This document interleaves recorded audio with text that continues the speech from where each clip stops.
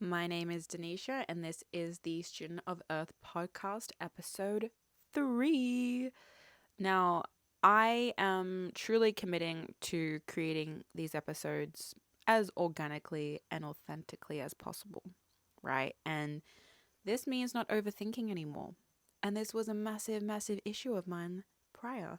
Now, this has been something I have been really working on because it has held me back from a lot. It has stopped me from being who I want to be, like fully embodying who I want to be. I've hid parts of myself because I overthink so much. And anyway, we're here now, and I am trusting the process when it comes to creating videos and sharing myself through online presence and really getting used to what that is. And yeah, like I said, being okay with however that may look and be perceived as, because, you know, it's not in my control how others may receive me, but I can control how I want to show up and how I choose to see myself. So that is kind of I'm going to say that's the guise of this message of what I'm going to be talking about is letting go of the perceptions of others. And now this has been a massive, massive journey for me because growing up, I feel like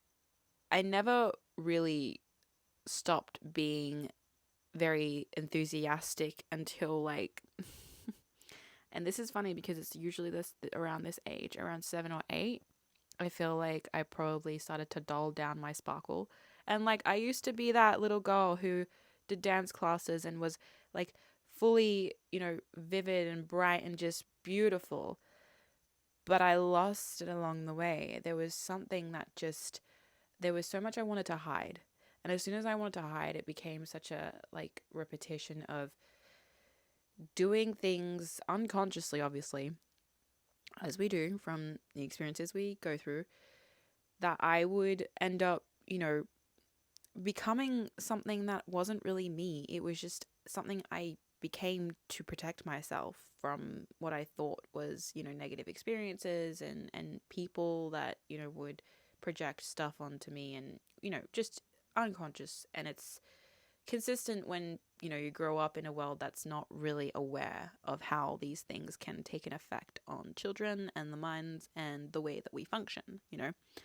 Anyhow, obviously I've learned so much coming from a point of, like I said, dulling my sparkle to eventually realizing that that was the reason I wasn't confident in who I was, because I never gave myself permission to be the star that I am. And I say that with the most humility as I possibly can say, because it's taken a long time for me to really truly say that with confidence. Like genuinely, it has taken me a very long time because my sparkle, I feel, has always been something that I have turned up and down, right? Like it's so funny, like the brightness on your phone, you can choose to up and down, like choose to turn it up or down. For me, I've continuously, unconsciously, repetitively just turned it down. And I feel like it becomes the effect of feeling like it is overbearing for some people, right? And I'm going to just have a bit of my love cacao that I made for myself and just completely forgot that I had made, but it's still warm, which is good. And I'm just going to have some. Anyway, as I was saying, it took a bit to actually realize that I was stuck in the cycle again and again and again and again, to the points that I would have these little mini breakthroughs where I'd be like, oh my gosh, like, this is it. I'm going to show myself. I'm going to honor this and I'm going to sparkle. And then something happened and I just find myself going back into my hermit shell, or, you know, hiding away because it's easier to stay quiet and to be unnoticed, right? But that's not how you make an impact. And I know I was placed on this earth to make an impact, right? And so that is where I've started to notice that spirit is like fully coming at me like, you just need to speak. Do you realize the amount of things that I may not be like a professional about or know things of in that way? and express it like a professional, mind you, because I'm definitely don't speak that way. But it's like the way I speak is so relatable for other people. And I don't have a lot of people who I usually speak to either, because I really find that only the people who really are able to hear what I say will be able to receive from me and like fully listen. Because most people hear what I say, but they don't listen to what I say. It just becomes, background noise. Like, I notice it because they're not really paying attention to what I say, and it's challenging because I feel like I have a lot of value when I speak. And that's when I start to be quiet, because it's like, oh, you don't want to listen to me because you're busy, perceiving everything I say through your own filter of how you perceive things. And that's totally fine, which is when, I started to acknowledge that only the people who are actually able to listen, receive, and absorb what I say will be the ones that I speak for, right? And that is my intention, to trust that those people exist and they are out there. I just have to speak up loud enough for them to hear me and kind of get through the background noise, as I said, and, trust that the universe, spirit, whatever you want to call it, God, will give me the platform whichever platform that is, however that be, in whichever form, to simply support others in reconnecting to themselves and trusting themselves again, and knowing that their soul is able to lead them and guide them towards their most highest potential if they want that path. Not everybody does, and that is so fine. That is completely fine. But that's when you start to realize that there are wavelengths, right? And the people who do not resonate with you and the people who perceive you in a negative light, it simply means they're not on your wavelength, and that's not a bad thing. We just exist on different wavelengths. We all do, and that is so okay. That is just how it is. And that is why the more I realize, like, when I find dissonance between people and I'm like, okay, something doesn't align here, there's no sense of negativity per se. It's just, okay, this just doesn't align, or this isn't for me right now, or this season, or whatever it may be.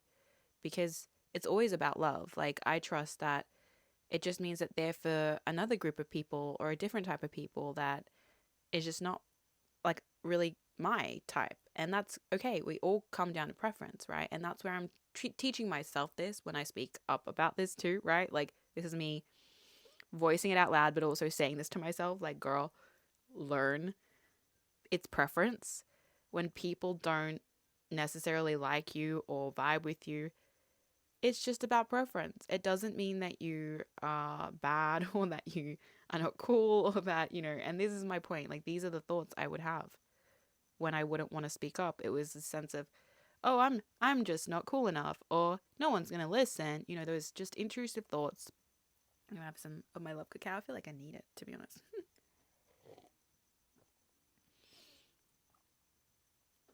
And I feel like that's kind of what happens with these experiences, right? When people project the way they perceive you and you take that on as your own, it's when you stop listening to yourself, because you're listening to their beliefs, or just beliefs that you hear and absorb. And I've really come to the awareness recently. Well, I've known for a while, but I feel like I haven't processed it until recently. And that is knowing that when you are your most authentic self, the likelihood of the average person liking you just lessens each time you continue to be your most authentic self. And that's something I've had to come to terms with, by accepting that if I choose to embrace all of me, bloom all of me as I am, without the expectations of people liking it, and allowing those who simply appreciate it, is how I can get past the fear, right? Because Once upon a time, I always saw the cool kids or the cool people or, celebrities or whatever. It was never about the fame, but it was about that people cared about them. And people who didn't even always know them cared about them. And that was where sometimes I feel like people who knew me didn't always care about me, and they knew me. And this is where that contrast and that comparison was really painful for me. But coming back from that, I guess I've learned, my point of what this message is about. The way people perceive you is really going to come down to how you perceive yourself, right? And so I had to acknowledge and work so hard on this trust that if I perceive myself as the shining star I am, as the beautiful queen and person who loves deeply and cares deeply and honor that to the max, then I won't have to worry about what other people say, because I am so grounded in my own perception of self. And I'm not even lying when I said, when I say, I'm not lying when I say that it said 11:11 on my recording timer, as I literally said that. And it's in alignment because of this idea that I had such a loose awareness of who I was before. And so it felt like I had all these holes, right, that were being poked into my perception of self. And as soon as I started to say, no, I don't want these holes to keep creating gaps in who I am, that's when I started to choose how to create those fillings for those gaps. Who I wanted to fill myself up as, who do I want to shine as, and who do I want to echo that out as and allow the ripple effect to reach people as. Obviously I can't control how that ripple effect occurs, but I am the start, the initiator of the ripple effect of what I can do. So if I can control that, that is my project right now. That is kind of like me tuning into what it is that I have to offer without judging whether people are ready to receive it or not. It's been a long time coming, I'm not gonna lie, because I've always had so much to say, but I've always just been so fearful to say it out loud. And so I've silenced myself. I silenced myself from speaking up because I just had this tiny little voice in the background that wasn't loud enough to speak over the loud voice that was saying that no one cares. But the tiny little voice said to me, just do it anyway. What do you have to lose? 13:13 on the timer when I said that. What do you have to lose? That is something that I've started to really reflect on. Why wait to start? And even if you start and you stop and you need to start again and you stop and yada yada yada, it doesn't matter. And I feel like that's where I've learned to give myself grace for that, because that has been a bit of a pattern. But, it's knowing that whenever it actually starts, like properly, or however it is for you, that's when it's meant to be. There's no wrong timing. It's all in divine timing, right? And so that's where I'm like trusting right now that spirit really wants me to just put myself in positions where I speak up, speak my truth, allow myself to be heard. And that's kind of been the main initiator right now. And I'm trusting that deeply with the core of who I am, to just do and be, however that might be. It's been a odd kind of day where I'm like in the mood to create, but I'm also like overwhelmed. It is, yeah, it's been like a back and forth feeling, I'm not gonna lie. It's just like at points I'm like, I want to do something, and then I'm like, but I'm also so overwhelmed, I don't want to do anything. And this can be a typical day now and then. Not gonna hide that fact. But I feel like I've been processing something today. And I'm not really sure what that is right now. I don't always know what that is when I'm processing things either, because all I know is that something is occurring and something is shifting and something is changing. But I don't always know what that is for me yet. And the more that I've really leaned into just accepting that I will probably know what it is later, and I can't get hooked on the needing to know experience as I used to. I've really started to let go of the need to know and the need to always understand immediately, right? And having patience and grace for myself to just experience what's happening. And then if I was to figure out what was going on later, great. But if I don't, I just have to trust it was meant to happen that way, and to just allow the flow of whatever needs to flow through me, right? Because recently I have noticed how there's been a massive shift between, I feel like, the ancestral lines that are affecting the echo of what is occurring right now. And this is what people, I feel like, haven't really been realizing, is that the people and the souls that are doing the work, right? The ones who are actually doing the inner work and trusting and peeling the layers, they are the ones who are actually changing the past, which then inherently changes the present and the future, right? Yes, linear time is simply a concept, which is why that is accurate if you believe in such things. Of course, you do not have to believe, but that is how I perceive time. It is simply a concept and a restriction of the 3D reality which we exist in. And I feel like with this aspect of many souls healing the past and healing their their ancestral timelines, it's creating such a ripple effect that it naturally shifts a lot of what we were meant to continue, kind of, how do I say this? Continue unburdening, I guess, because there were so many things from the ancestral lineages that were burdening the current energies and certain, souls who are experiencing what they're experiencing through their life and path. And it's like now they're awakening to the fact that they can actually change the way that they are experiencing their life and path to actually heal those ancestral lineages, right?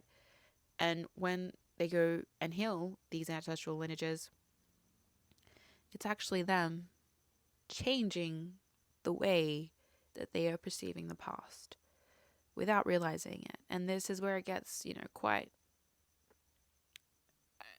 cosmic, it goes quantum a little bit in this way. But when we look at the aspect that time isn't linear, that's how we can kind of understand that what's happened in the past has been altered because of the perception that it was given.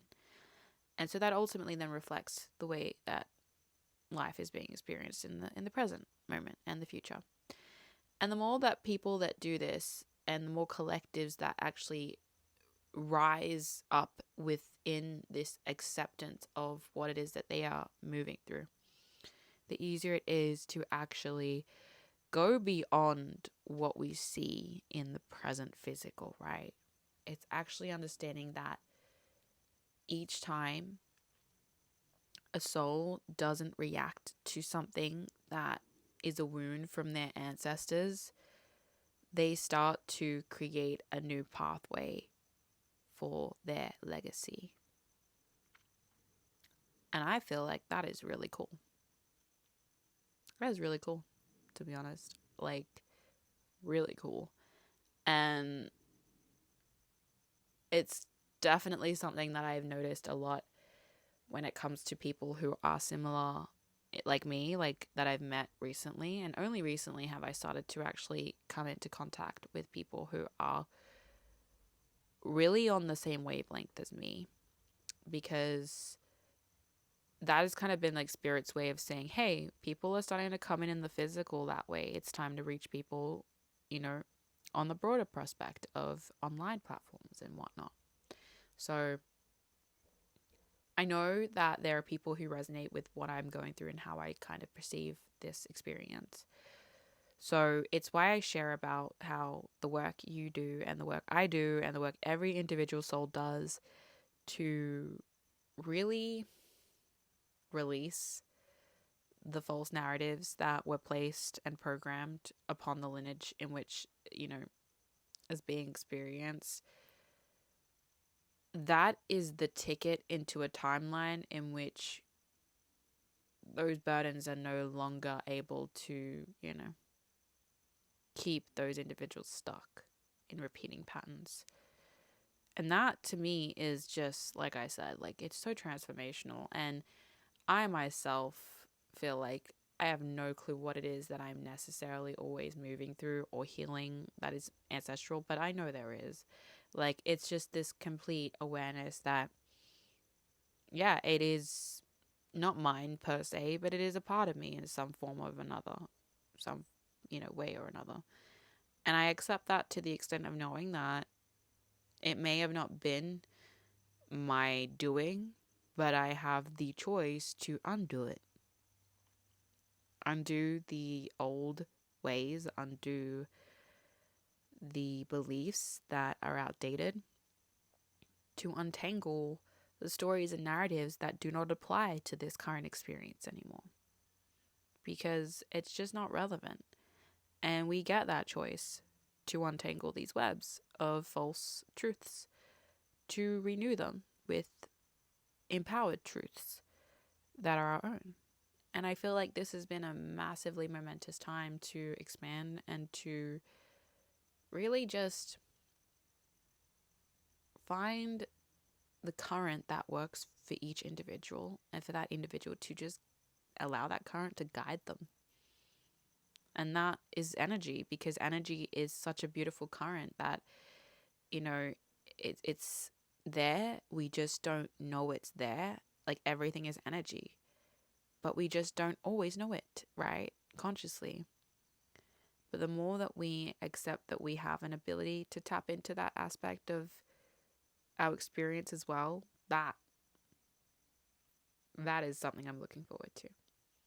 So, as always, I hope this has helped and benefited those who it may benefit, however it can benefit, because that is simply my main intention, goal, however you want to call it, vision, to really project that whatever I say may create an impact or may help you come into awareness or perceive or be reminded of how to, you know, redirect and realign, however it may be for you. But it's always from my heart to yours, and I wish you the best along your path and journey. This is the Student of Earth podcast. You've been listening to Daneesha. Lots of love, and I'll catch you in the next one.